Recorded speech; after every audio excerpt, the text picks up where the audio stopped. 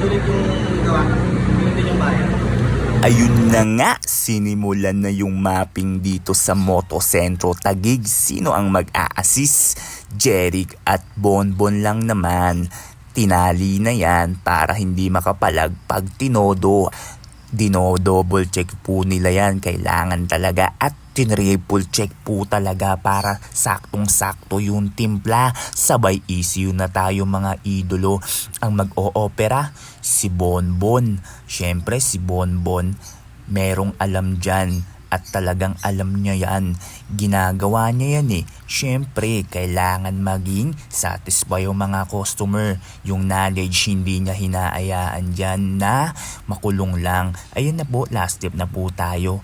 Talaga naman, ayan na po.